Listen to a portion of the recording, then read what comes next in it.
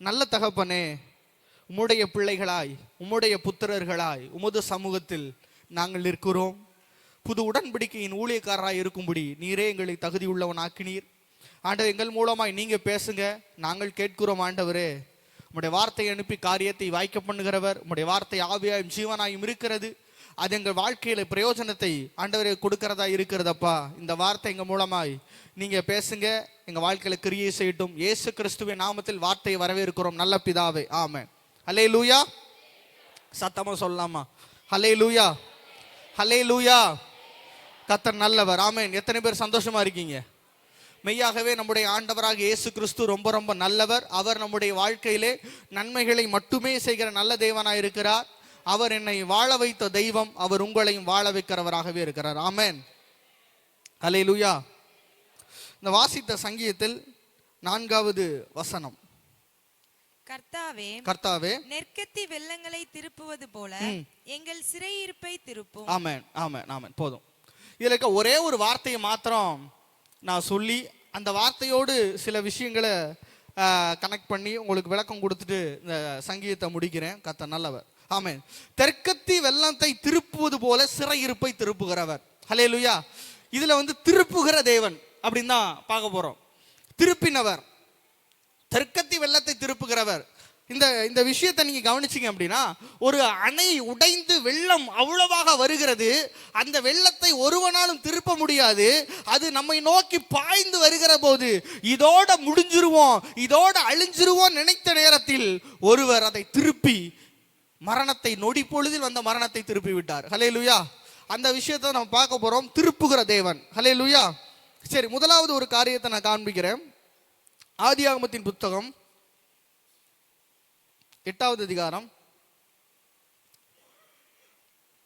அதோட 1லிருந்து 4 வரை வாசிக்கலாமா? தேவன் நோவாவையும் அவனுடனே பேழையில் இருந்த சகல காட்டு மிருகங்களையும் சகல நாட்டு மிருகங்களையும் நினைத்தருளினார். தேவன் பூமியின் மேல் காற்றை வீச பண்ணினார். அப்பொழுது ஜலம் அமர்ந்தது, ஆழத்தின் ஊற்றுக்கண்களும் வானத்தின் மதகுகளும் அடைப்பட்டன, வானத்து மலையும் நின்று போயிற்று. ஜலம் பூமியிலிருந்து நாளுக்கு நாள் வற்றி கொண்டே வந்தது. 150 நாளுக்கு பின்பு ஜலம் வடிந்தது. 7ஆம் மாதம் 17ஆம் தேதியிலே பேழை அரராத் என்னும் மலைகளின் மேல் தங்கிற்று. சரி, இந்த அரராத் அப்படிங்கிற ஒரு மலையை பத்தி இங்க சொல்லியிருக்காங்க. அதாவது நோவாவின் காலத்தில் வெள்ளம் வந்தது, மழை பெய்தது. அந்த நேரத்தில் பார்த்தீங்க அப்படின்னா பேழைக்குள்ள நோவா குடும்பத்தாரும் இருந்தாங்க. அந்த பேழை என்ன ஆச்சு அப்படின்னா, அந்த மலை நின்றதுக்கு அப்புறம் ஒரு அரராத் அப்படிங்கிற ஒரு மலை மேல போய் நின்றுச்சு. அதுக்கப்புறம் தண்ணி எல்லாம் வத்தினதுக்கு அப்புறம் அவங்க மேல இருந்து இறங்கி வந்தாங்க. ஹல்லேலூயா. இது நமக்கு எல்லாத்துக்கும் நல்ல தெரிந்தது தான். ஆனா இந்த அரராத் அப்படிங்கிற வார்த்தைக்கு ஒரு அர்த்தம் இருக்கிறது. என்னன்னா, சாபம் திருப்பப்பட்டது அல்லது சாபம் தலைகீழானது அப்படிங்கிற அர்த்தம் இருக்குது. ஹல்லேலூயா. சொல்லுங்க, என்ன அர்த்தம்? சாபம் திருப்பப்பட்டது அல்லது சாபம் தலைகீழானது அப்படிங்கிற அர்த்தத்தை குறிக்கிறது. இப்போ இன்னைக்கு நீங்க கவனிச்சுக்கோங்க, திருப்புகிற தேவன் சொன்ன எதை திருப்பினார் அப்படின்னா, நம்ம மேல இருந்த சாபத்தை அவர் திருப்பி விட்டார். ஹல்லேலூயா. சொல்லுங்க பார்க்கலாம். ஹல்லேலூயா வரலையா? ஹல்லேலூயா. எத்தனை பேருக்கு சாபத்தை திருப்பி இருக்காருன்னு விசுவாசிக்கிறீங்க? ஹல்லேலூயா. நல்லா கவனிங்க. சாபம், மனுக்குலத்தின் மீது சாபம் விழுந்தது. இந்த சாபத்தை நல்லா கவனிங்க. இந்த இடத்துல எப்படி சொல்லியிருக்கு பாருங்களா. மலைக்கு மேல ஒரு பேழை இருக்குது. அந்த மலையின் பேரு அரராத்து. அந்த அரராத்துனால என்ன அர்த்தம் சொன்ன? சாபம் திருப்பப்பட்டது. நல்ல கவனிங்க. மலைக்கு பேரு சாபம் திருப்பப்பட்டது அப்படின்னா, உங்களுக்கு புரியும்படி சொல்லணும்னா, ஒரு மலையில் சாபம் திருப்பப்படும் அர்த்தம். ஹல்லேலூயா. இது எதை அடையாளப்படுத்துகிறது? அந்த மலைக்கு பேரு அரராத். அந்த மலையின் மேலதான் பேழை தங்குச்சு. அந்த அரராத் அப்படிங்கிற வார்த்தைக்கு சாபம் திருப்பப்பட்டது அல்லது சாபம் தலைகீழானது. இங்கிலீஷ்ல பார்த்தீங்கன்னா கர்ஸ் இஸ் ரிவர்ஸ்ட்னு போட்டிருக்கோம் நினைக்கிறேன், எனக்கு சரியா ஞாபகம் இல்லை. சாபம் பின்வாங்கி போனது அப்படிலாம் அர்த்தம் இருக்குது. அப்ப கவனிங்க, இந்த மலைக்கு பேரு அரராத், அதுக்கு பேரு சாபம் திருப்பப்பட்டதுன்னா என்ன அர்த்தம்? ஒரு மலையில் சாபம் திருப்பப்படும் அர்த்தம். சொல்லுங்க, ஒரு மலையில் சாபம் திருப்பப்படும். அது எந்த மலையில திருப்பப்பட்டுச்சு? புதிய ஏற்பாடுல கொல்கொதா மலையில இயேசு சிலுவையிலே நமக்காக சாபமாகி மனுக்குலத்தின் மீது நம் மீது இருந்த சாபத்தை அவர் திருப்பி விட்டார். ஹல்லேலூயா.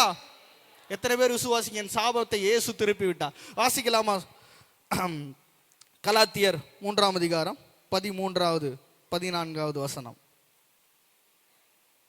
மரத்திலே தூக்கப்பட்ட எவனும் சபிக்கப்பட்டவன் என்று எழுதியிருக்கிறபடி கிறிஸ்து நமக்காக சாபமாகி நியாயப்பிரமாணத்தின் சாபத்திற்கு நம்மை நீங்களாக்கி மீட்டுக் கொண்டார். மரத்திலே தூக்கப்பட்ட எவனும் சபிக்கப்பட்டவன் என்று எழுதியிருக்கிறபடி கிறிஸ்து நமக்காக சாபமாகி நியாயப்பிரமாணத்தின் சாபத்துக்கு நீங்களாக்கி மீட்டுக் கொண்டார். ஹல்லேலூயா. நல்ல கவனிங்க, நம்ம மேல சாபம் இருந்தது.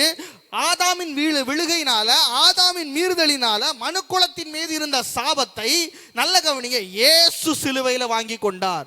ஹல்லேலூயா. பூமியை ஆண்டவர் சொல்லும்போது, பூமியை சபிக்கும் போது சொன்னாரு, முள்ளும் குறுக்கும் உழைக்கும்னாரு. வாசிங்க அந்த வசனத்தை. ஆதியாகமம் 3வது அதிகாரம்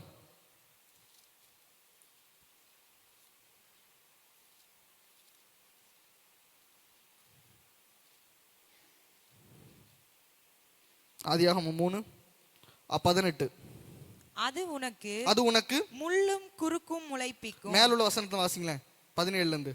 பின்பு அவர் ஆதாமை நோக்கி நீ உன் மனைவியின் வார்த்தைக்கு செவி கொடுத்து புசிக்க வேண்டாம் என்று நான் உனக்கு விலக்கின விருட்சத்தின் கனியை புசித்தபடியினாலே பூமி உன் நிமித்தம் சபிக்கப்பட்டிருக்கும்.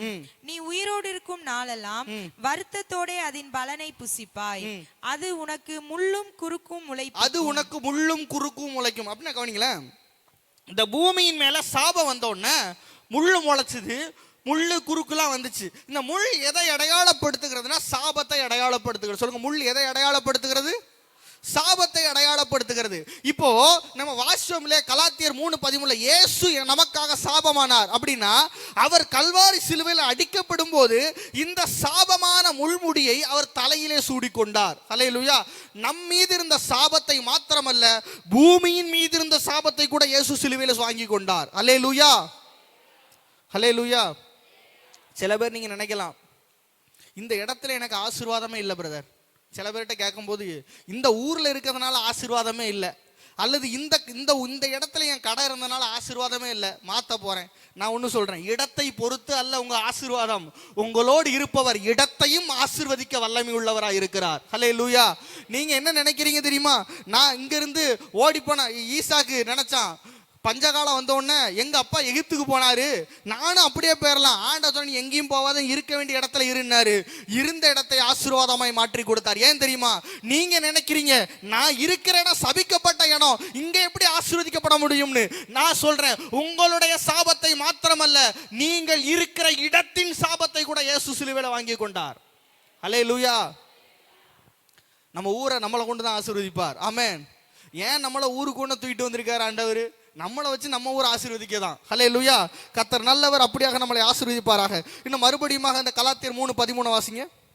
இன்னும் ஒரே ஒரு வசனத்தை மட்டும் காட்டி முடிக்கிறேன்.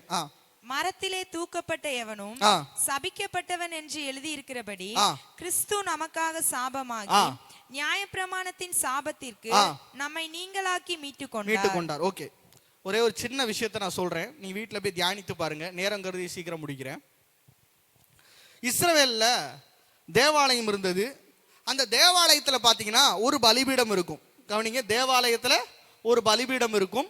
அந்த பலிபீடம் எப்படின்னா வெங்கல பலிபீடம்னு பேர். அதுக்கு என்ன பேர்? வெங்கலத்தால செஞ்சிருப்பாங்க. சரிங்களா?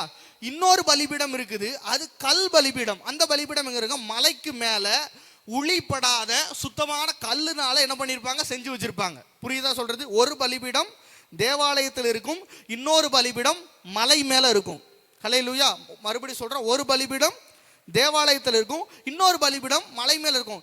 ஏன் ஆண்டவர் இப்படி ரெண்டு பலிபீடத்தை கொடுத்தார் அப்படின்னா, நல்ல கவனிங்க, இஸ்ரவேல்ல ஆசீர்வாதம் ஒரு மலையிலும் சாபத்தை ஒரு மலையிலும் கூறுவாங்க. ஜனங்கள் கீழே இருந்து ஆசீர்வாதத்துக்கும் ஆமேன் சொல்லுவாங்க, சாபத்துக்கும் ஆமேன் சொல்லுவாங்க. இப்படி சொல்றதுனால ஆண்டவர் பார்த்தாரு, என் ஜனங்கள் சபிக்கப்பட்டு விடக்கூடாது என்பதற்காக, இந்த நியாயப்பிரமாணத்தின் சாபத்துக்கு என் ஜனங்களை மீட்க வேண்டும் என்பதற்காக ஆண்டவர் ஒரு கட்டளை கொடுத்தாரு. நீங்க என்ன பண்ணுங்க, ஒரு மலைக்கு மேல ஒரு கல் பலிபீடத்தை செஞ்சு அந்த கல் பலிபீடத்தின் மேல நீங்க என்ன பண்ணுங்க, ஒரு பலியிடுங்க. அந்த கல் மேல உங்க அந்த பலியினுடைய ரத்தம் அப்படியே வடியும் போது என்ன அர்த்தம்னா, கல் என்பது நியாயப்பிரமாணத்தை குறிக்கிறது. சொல்லுங்க, கல் எதை குறிக்கிறது? நியாயப்பிரமாணத்தை குறிக்கிறது. அப்போ இந்த நியாயப்பிரமாணத்தின் மீது ரத்தம் வருகிறதுனால இந்த ரத்தம் இந்த நியாயப்பிரமாணத்தின் சாபத்தினின்று என் பிள்ளைகளை என் ஜனங்களை அது விடுவிக்கும், அது பாதுகாக்கும்னு ஆண்டவர் சொல்லியிருந்தார். ஹல்லேலூயா. மறுபடியும் சொல்றேன், ஒரு பலிபீடம் தேவாலயத்தில் இருக்கும், அதுக்கு பேர் வெங்கல பலிபீடம். இன்னொரு பலிபீடம் மலைக்கு மேல இருக்கும், அது பேர் கல் பலிபீடம். அந்த கல் பலிபீடத்துல எதற்காக ஆண்டவர் கொடுத்தார்? தன் ஜனத்தின் சாபத்தை நீக்குவதற்காக கொடுத்தார். ஹல்லேலூயா. மறுபடியும் சொல்றேன், ஏன் இதை நான் விளக்கிக்கிட்டே இருக்கேன்னா இவ்வளவுதான் செய்தி. இதை மட்டும் உருப்படியாக கவனிச்சிங்கனாலே போதும். இதுக்கு மேல இதை தொடர்ந்து பாஸ்டப்பா கொடுப்பார் நான் விசுவாசிக்கிறேன். ஹல்லேலூயா. நல்லா கவனிங்க. தேவாலயத்துல வெங்கல பலிபீடம், மலைக்கு மேல கல் பலிபீடம். வெங்கல பலிபீடம் அது இந்த சமாதான பலி ஆசீர்வாத பலி எல்லாம் அங்கதான் கொடுப்பாங்க, சரிங்களா? இங்க கவனிங்க, கல் பலிபீடம் என்பது எதை குறிக்கிறது அப்படின்னா ஜனங்களின் சாபம் திருப்பப்படுவதற்காக, அந்த சாபத்தை நிவர்த்தி செய்வதற்காக ஆண்டவர் கொடுத்தார். இப்போ உங்கள்கிட்ட ஒரு கேள்வி கேட்கிறேன், இயேசு பலியானாரு, இயேசு தேவாலயத்துல பலியானாரா மலைக்கு மேல பலியானாரா? இயேசு ஆட்டுக்குட்டின்னு சொல்லிட்டோம், அப்படிதானே? இயேசு சர்வலோகத்தின் பாவத்தை சுமந்து இருக்கிற ஆட்டுக்குட்டி. ஆடு எங்க பலிபிடணும்? தேவாலயத்துல தான் பலியிடணும். ஆனா இயேசு எங்க பலியிட்டாரு? மலைக்கு மேல பலியானார். அப்ப கவனிங்க, இயேசு மலைக்கு மேல ஒரு போக்காடை போல அவர் மலைக்கு மேல பலியிட்டார் என்றால் அது எதை அர்த்தம் தெரியுமா? அந்த கொல்கோதா மலை என்பது ஒரு கல் பலிபீடத்தை போல அந்த மரத்திலே தூக்கப்பட்ட இயேசு கிறிஸ்து நம்முடைய சாபத்தை அவர் மாற்றி விட்டார். ஹல்லேலூயா. மறுபடியும் அதே வசனத்தை வாசிங்க பார்க்கலாம். மரத்திலே தூக்கப்பட்ட எவனும் சபிக்கப்பட்டவன் என்று எழுதியிருக்கிறபடி கிறிஸ்து நமக்காக சாபமாகி நியாயப்பிரமாணத்தின் சாபத்துக்கு நம்மை நீங்களாக்கி மீட்டுக் கொண்டார். ஒன்னை நீங்க நல்லா கவனிக்கணும், இயேசுவும் சிலுவையிலே ஒரு கல் பலிபீடமாகி அந்த கொல்கொதா மலையிலே பலியாகி நம்முடைய சாபத்தை அவர் நிவர்த்தி செய்து விட்டார். ஹல்லேலூயா. ஆகவே நீங்க ஒன்னு கவனிங்க, இனி ஒரு சாபமும் இராது என்கிற வார்த்தையின்படி இயேசு நமக்காக சாபமானதினால் நமக்கு ஒரு சாபமும் இராது. எத்தனை பேர் விசுவாசிக்கிறீங்க? ஹல்லேலூயா. தலைமுறை சாபம் நமக்கு வாழ்க்கையில கிரியை செய்ய முடியாது. ஹல்லேலூயா.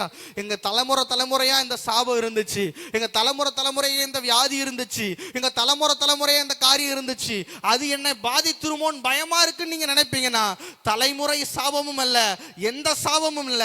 எல்லா சாபத்தையும் இயேசு சிலுவையில வாங்கி கொண்டார். எதற்காக? நீங்களும் நானும் சபிக்கப்படக்கூடாது என்பதற்காக. ஹல்லேலூயா. ஒன்றை மாத்திரம் நீங்க செய்யுங்க, ஒவ்வொரு நாளும் இதை அறிக்கை செய்யுங்க, இயேசு எனக்காக சாபமா இருக்கிறார், நான் அதனால் ஆசீர்வாதமா இருக்கிறேன். உங்களுக்கு தெய்வீக பரிமாற்றங்கள்ல கொடுத்துருப்பாங்க, அதுலயும் ஒரு வார்த்தை பார்த்தீங்கன்னா இதே தான் எழுதி வச்சிருப்பேன், இயேசு நமக்காக சாபமானார், நாம் அவரால் நம்ம என்ன பண்ணப்பட்டிருக்கோம்? ஆசீர்வாதம் ஆக்கப்பட்டிருக்கோம். இதை விசுவாசிங்க. உங்கள் சாபம் திருப்பப்பட்டது, உங்கள் சாபம் தகனிக்கப்பட்டது, உங்கள் சாபம் உங்களை விட்டு ஓடி போனது. இனி உங்க வாழ்க்கையில ஒரு சாபம் இராது. கர்த்தர் தாமே இந்த வார்த்தையின்படி உங்களை ஆசீர்வதிப்பாராக. ஆமென்.